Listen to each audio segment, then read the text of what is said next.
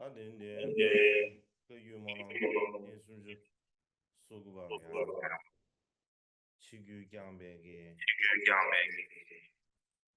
계획에서 종 posisi bersuara Hari antara ini semua saya ingin posisi menyampaikan mana salam saya untuk Kong eh Tunggu Sir Jasa Beribaca. Semua ucap saya semua kamar baca.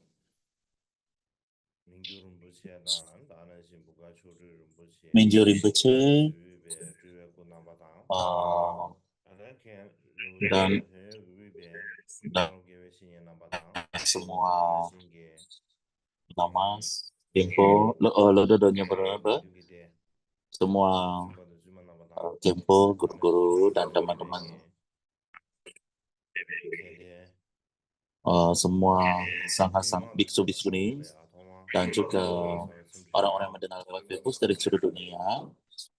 Saya ingin mengharapkan dan mendoakan dan mengharapkan Anda semua dalam kondisi baik-baik saja. 조직이다 난다시하게 그것부터 샤리어래 Hari ini topik dari pengajaran kita adalah untuk menceritakan tentang riwayat hidup Atisa dan alasan. Ada beberapa alasan uh, untuk mengajarkan riwayat hidup. Saya akan menjelaskan semua beberapa dari itu.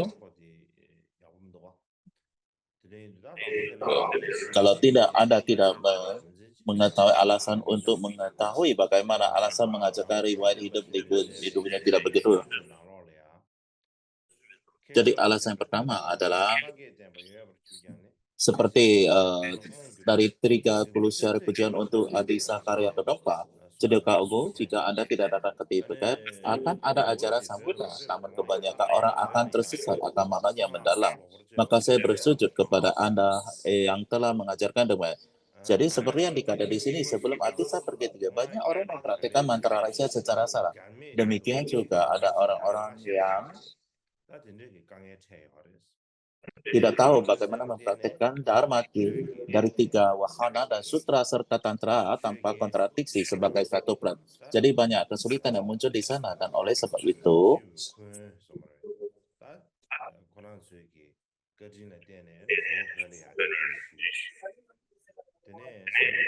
karena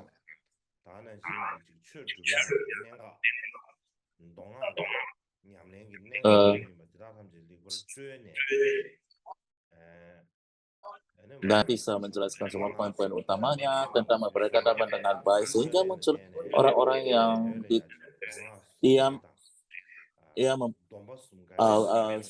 ia juga mengajarkan instruction dan disebabkan karena Atisa mengajarkan Dharma, ajaran-ajaran dan sebagainya sehingga muncul orang-orang di Tibet yang tahu bagaimana mempraktikkan sutra dan tantra dalam kesatuan dan tiga sumpah dalam kontradiksi. Ia sangat baik oleh sebab ia sangat baik terhadap ajaran-ajaran Tibet. Itu adalah alasan yang pertama.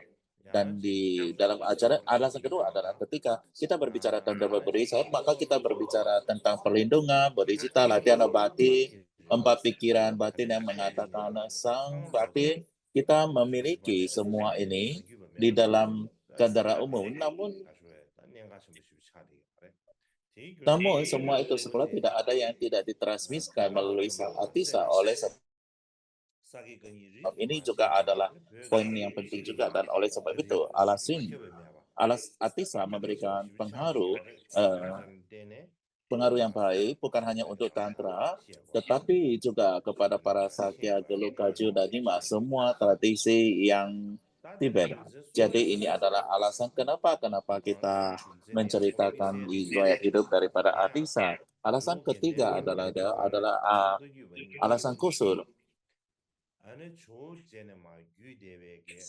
Baik aliran Gelugpa maupun Kagyu-pa ada fix interest ya dari sila Kadampa, dari sila Atisa dan juga ajaran Tantra dari Mapa.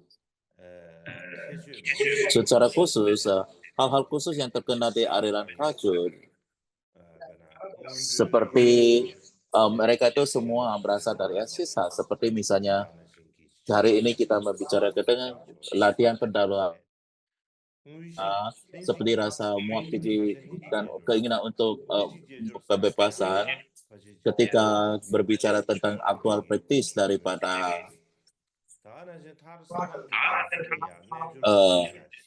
seperti yoga muncul bersamaan dan sebagainya, dan semua itu praktik berasal dari ajaran Atisa.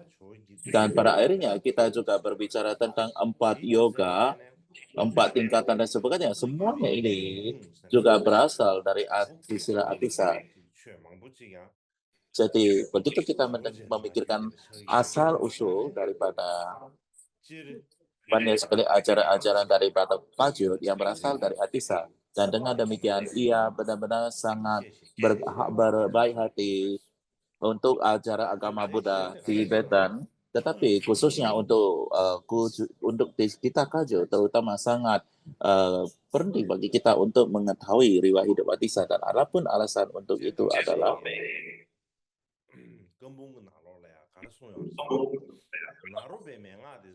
seperti di dalam karya Kapokwa, salah satu kapakana berkata bahwa jika tidak mengamalkan instruksi inti Naropa dengan tahapan jalan Kadampa, akan sulit untuk memberikan manfaat atau akan sulit bermanfaat kepada orang lain.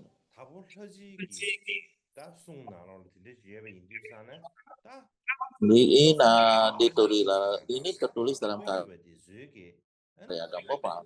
Jadi kita sebagai pengikutnya, kita perlu memiliki pemahaman demikian ini. Tapi instruksi dari Kadampa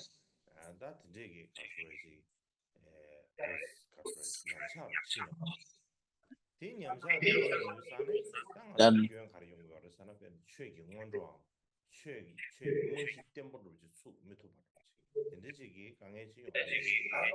jadi hanya sedikit di antara kita menjadi pengikut yang menekankan ajaran seperti ini. Jadi seolah-olah tidak mampu membangun pendahuluan untuk dharma, untuk fondasi yang kokoh. Dan untuk alasan inilah, oleh karena itu di masa mendatang sangat penting untuk menekankannya. Beberapa tahun lalu, oleh sebab itu beberapa lalu, saya berpikir untuk melihat apakah kita dapat membangun tradisi mengajarkan dharma mendalam selama ajaran Monam dan petunjuk Kadampa selama Monam itu sendiri. Kan. Ini adalah praktis yang telah kita lakukan beberapa tahun dan di masa yang mendatang sangat penting sebagai itu mengingatkan hal ini dan mengingatkan diri kita sendiri juga. Dan untuk alasan itulah saya akan menjelaskan alasan kenapa kita mempelajari riwayat hidup Atisa secara ringkas. Dan ketika kita berbicara tentang riwayat hidup Atisa, waktu ataupun kelahirannya adalah seperti misalnya pada tahun 982 masih. Alasan kita mengatakan demikian ada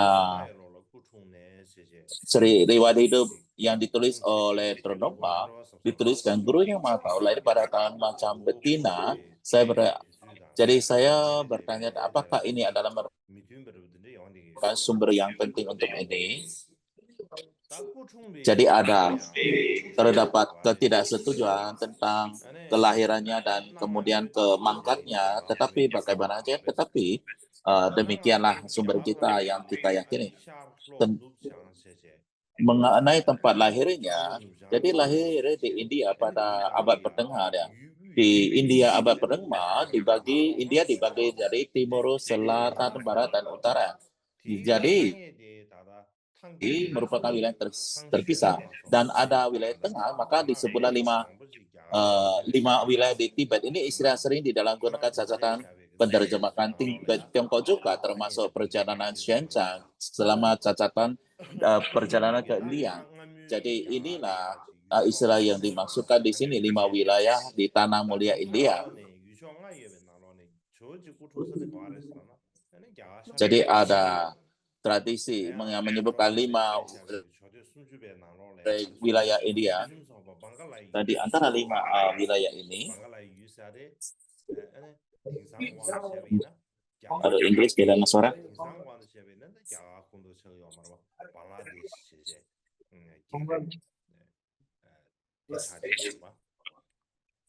Jadi Atisa dilahirkan di India Timur dan pada saat ini ia bukan lagi di India melainkan di Bangladesh.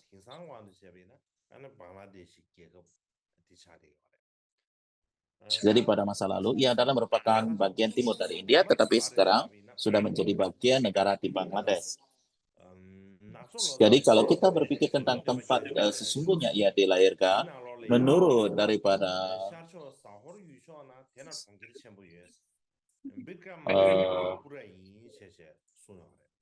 oleh sang penerjemah Ngaspo dikatakan di wilayah Timur Sahara ada sebuah kota besar disebut Witra Makapura. Jadi apa yang menurut para penelit kontemporer tempat Atisa dilahirkan berada di Bangladesh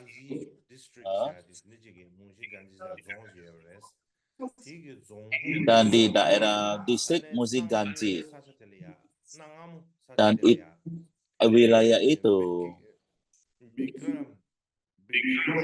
dan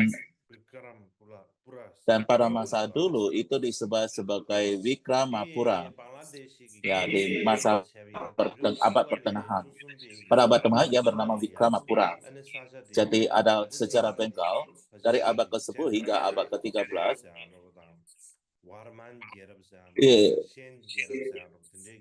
Tempat itu merupakan ibu kota dari 3 dinasti yaitu dinasti Chandra, Parmana, dan Sena. Jadi basic dasarnya adalah untuk ibu kota untuk 3 dinasti.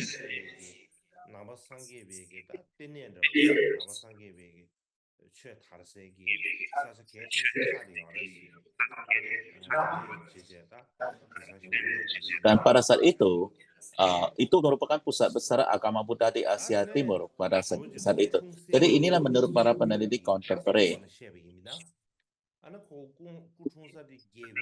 Dan ketika kita berbicara tentang keluarga atau silsilah keluarganya, Atisa dilahirkan di dalam keluarga kerajaan, di dalam kasta yang tinggi,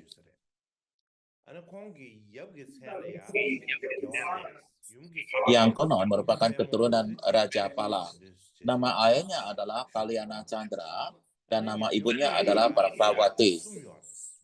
Jadi nama ayah orang tuanya adalah Kalyana Chandra dan Prabhawati dan kedua orang ini memiliki 3 putra yaitu Padmagarba, Chandragarba, dan Sri Garba. Di antaranya Atisa adalah mungkin putra tengah yaitu Chandragarba.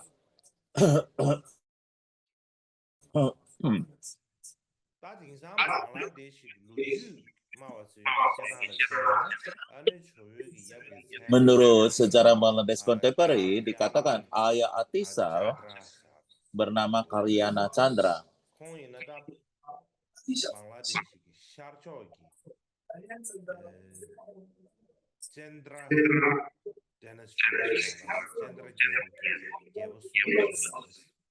Dia adalah merupakan raja ketiga dari dinasti Chandra di Benggala Timur dan ia memerintah dari tahun 975 sampai tahun 1000 di wilayah tahun 1000 di masa kini.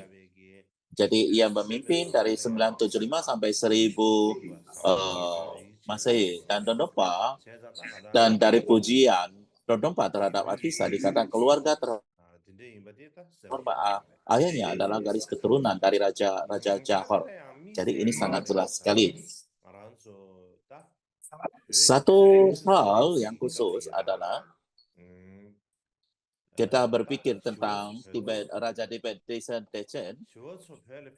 Pada saat itu ada seorang guru Santarista pergi ke Tibet. Jadi itu terjadi 200 tahun sebelum Atisa lahir. Jadi kira-kira begitu. Santarasita juga berasal dari India Timur dan katanya ia dan Atisa berasal dari garis keluarga yang sama. Dan ada catatan tentang hal ini. Dan ada kita mengatakan demikian itu, dari pujian Trompoa terhadap Atisa dikatakan garis keturunan yang mana Bodhisattva Santarasita dilahirkan. Dan jadi dari sini kita melihat adalah dari program yang sama. Dan bila mana kita melihat hal ini, guru Indian yang besar yang memiliki wilayah besar di Tibet, yaitu Santaris kita dari awal transmisi, dan guru besar berikutnya dalam perkembangan secara Buddhis Tibet di belakangan, keduanya berasal dari India Timur, dan bukan itu, keduanya berasal dari garis keluarga yang sama. Yang oleh sebab itu, ya benar-benar seperti rasanya ada satu kekhususan, di mana mengatakannya ya, ada alasan tertentu untuk hal ini terjadi.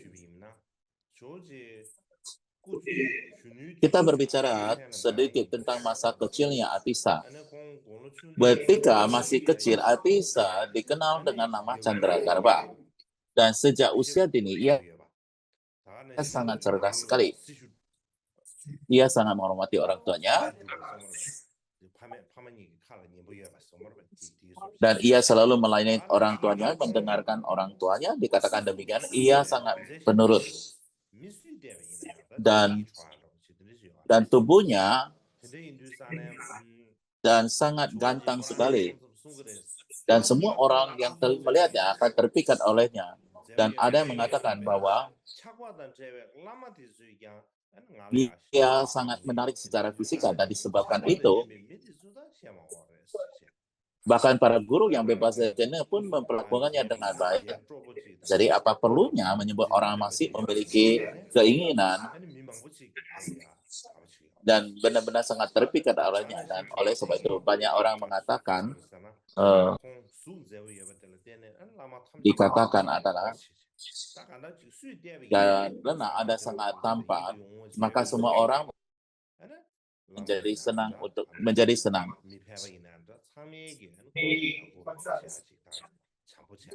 Jadi lama, guru, orang-orang umum, jadi semuanya sangat suka dan baik dengannya. Dan ini semua dikatakan oleh Atisa sendiri. Atisa memiliki hubungan yang sangat khusus dengan Tara. Jadi ketika masih muda, ia mendapat penghilangan penglihatan tentang Tara dan menjadi idam detinya. Jadi suatu ketika waktu ia masih kecil sekali,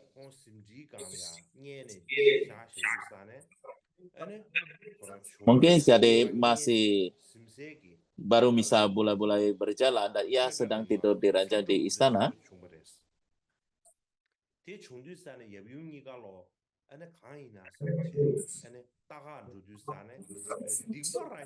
Jadi terdapat suara retakan dan gemuruh yang keras sekali, dan kedua orang tuanya bertanya apa itu, dan pergi untuk melihatnya. Di sana ada seekor kalajengking besar, dan Atisa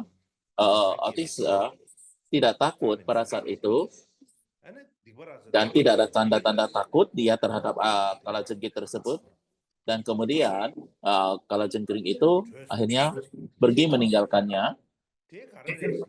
Ia memandanginya, dan kalajengking itu pergi. Atisa memandangnya dengan tidak takut, dan kalajengking itu menjadi meninggalkannya.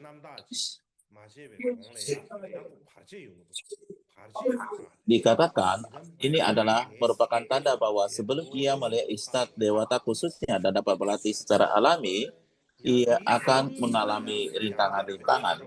Dan keesokan harinya terdengar suara retakan dan gemuruh lagi. Dan ketika hal itu terjadi, ibu ayahnya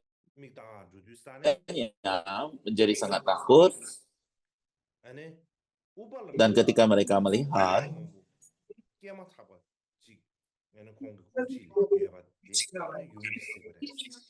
ibunya melihat bunga upala biru yang baru saja tumbuh. Dan pada poin itu, Atisa mengatakan,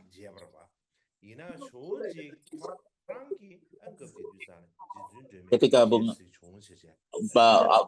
Tetapi Atisa mengatakan bahwa pada saat itu ia melihat Raja Tara dan ia masih sangat muda saat itu, tetapi mulai dari saat itu apapun keraguan dan pertanyaan yang dia milikinya,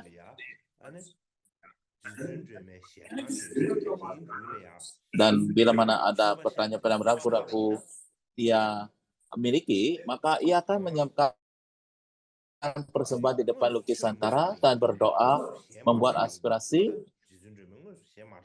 dan bahkan jika Tara tidak benar-benar mengajarkan dharma apapun atau menjawabnya, kebingungannya akan teratasi dari dalam. Dan itulah yang terjadi. Dengan cara lain, ini menunjukkan hubungan yang sangat khusus antara beliau dengan Bunda Tara.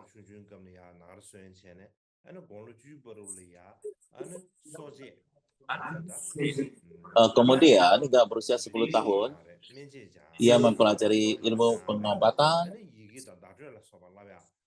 kerajinan tangan, menulis, spelling, grammar, dan sebagainya. Sehingga ia menguasai dengan sempurna, menjadi sangat terpelajar. Kemudian dari 10 hingga berusia 21 tahun, ia mempelajari tata bahasa logika Buddhis, tata bahasa dan logika Buddhis dan non-Buddhis, dan semua ilmu pengetahuan, ia menjadi sangat terpelajari. Dan khususnya dikatakan bahwa ia juga mempelajari sedemikian banyak seni, dan ia menjadi sangat terpelajar. Dan sebagai contoh dari bagaimana tingkatan beliau pengetahuannya, yang sampai di mana tingkatannya. Jadi ketika beliau berusia 15 tahun, ia pernah mendengar ajaran tentang tetesan penalaran hanya untuk sekali saja. Dan kemudian berdebat dengan seorang cendekiawan non-Buddhis yang dikatakan sangat terpelajar, dan ia menaklukkan sang non-Buddhis itu. Ya, dan cerita ini diceritakan oleh Geshe Trolungpa. Jadi kemudian setelah Atisa pergi ke Tibet, bahkan tidak ada istilah untuk grammar yang dia pernah.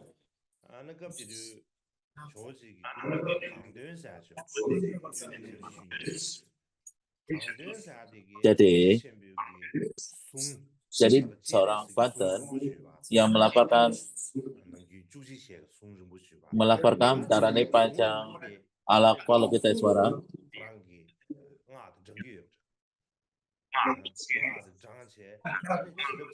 ketika ia melaporkannya,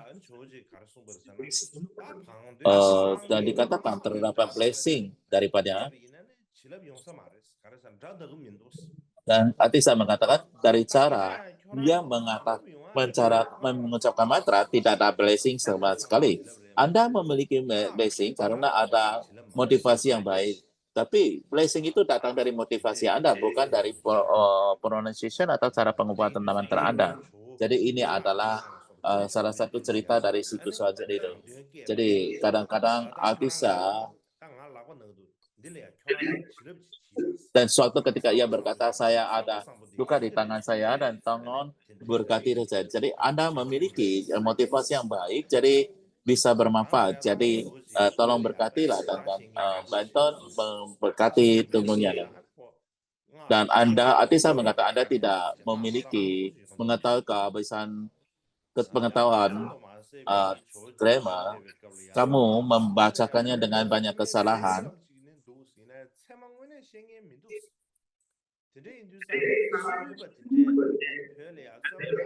Jadi bahkan tidak ada memiliki kata untuk keabsahan daripada Buddhis itu. Dan bila mana ada non-Buddhis datang ke Tibet untuk berdebat dengan Anda, maka Tibet tidak akan bisa, orang-orang Tibet tidak akan bisa mampu untuk menahan mereka atas logiknya orang-orang non-Buddhis. Tidak ada cara Anda bisa melakukan hal demikian ini. nggak mungkin ya. Jadi dalam hal grammar, linguistik, ataupun logika dan ilmu pengetahuan, jadi ia sangat terpelajar. Jadi sangat banyak tanda-tanda untuk itu. Dan bukan hanya pengetahuan umum, tetapi ia juga mempelajari hal-hal khusus seperti ajaran pengetahuan agama Buddha ataupun filsafat agama Buddha ya. Jadi sebelum ia menjadi biksu, ia mempelajari banyak tantra dan sutra dan pengetahuan Buddha. Jadi ketika khususnya ia pergi belajar tantra, jadi pertama kali ia pergi ke kuil Gunung Hitam dan di sana ada lama pendeta yang bernama Gupta, Rahula Gupta, dan mungkin ia memiliki beberapa CD. Dan di sana ia mendapatkan pelihatan dari Hewajra. Dan kemudian ia menerima abhiseka pemberdayaan tantra penuh dari Guru Rahula Gupta dan diberi nama rahasia Jana Wajra. Jadi bukan hanya dari Rahula Gupta, ia juga belajar dari banyak guru-guru lain belajar, seperti misalnya belajar mantra rahasia dengan Kamala Rasita, seorang yogi dari Yamataka yang dapat merubah bir menjadi susu dan melayang di atas tikarnya di atas sungai Gangga. Jadi ini adalah Kamala Rasita. Banyak juga ia belajar tentang tradisinya. Dan kemudian juga ada guru Awadutipa. Dan ini adalah merupakan salah satu guru penting bagi Atisha. Beberapa orang mengatakan bahwa ia mengatakan bahwa belajar selama 7 tahun, ada yang mengatakan 12 tahun. Nah, Ngaco Lesa mengatakan ia belajar selama 9 tahun. Dan Awadutipa terutama mengajarkan Atisha banyak pengajaran tentang jalan tengah.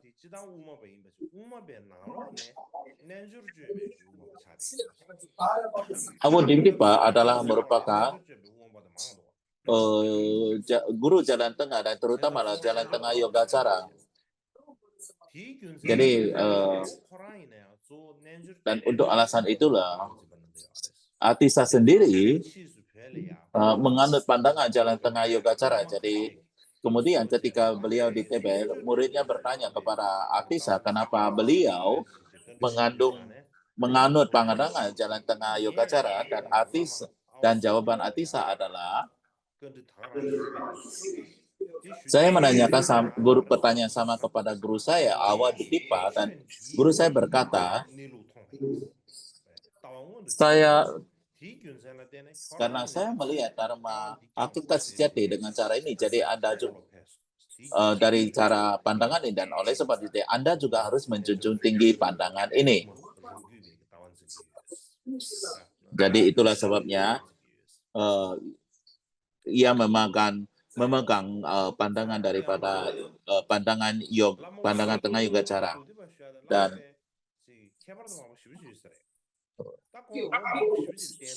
jadi Awadutipa adalah guru yang sangat luar biasa dan ia menghabiskan banyak tahun dengan Awadutipa, bukan?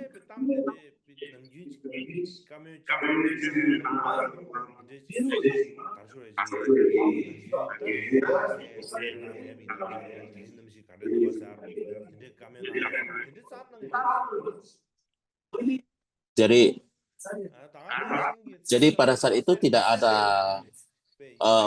di antara mereka tidak ada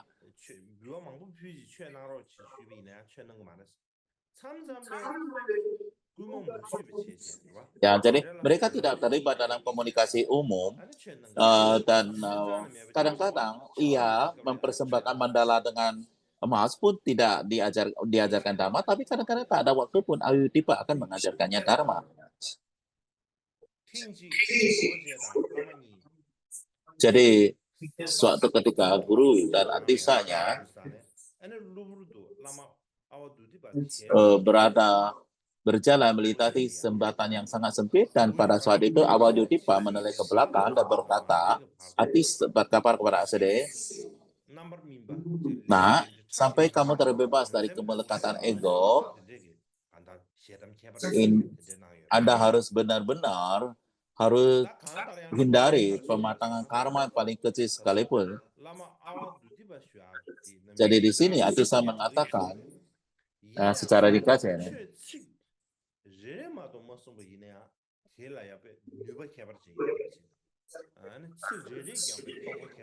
dan ia tidak mengatakan Pak beri bicara banyak, tetapi setiap kata yang keluar dari gurunya itu membawa realisasi dan mempunyai makna yang sangat dalam atau luar biasa. Di dalam sejarah dikatakan bahwa Atisa belajar dari banyak guru. Ada yang mengatakan 50 guru, ada yang mengatakan lebih dari 100 guru. Dan khususnya ia mengikuti guru-guru yang mencapai CD dalam latihan mantra.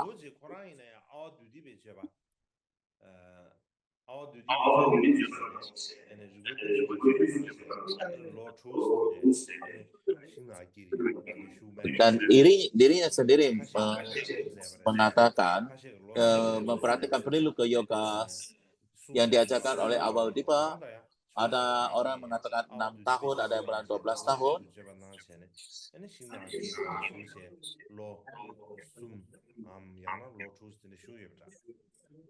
Jadi bagaimanapun juga Atisa memperhatikan perilaku yoga dengan Avalokitesvara dalam mungkin 6 tahun. Dan guru lain dari Atisa adalah Santipa. Santipa adalah merupakan guru yang sangat terkenal dari hanya batin semata. Jadi ketika ia mempelajari Prasna Paramita dalam 8.000 syair darinya,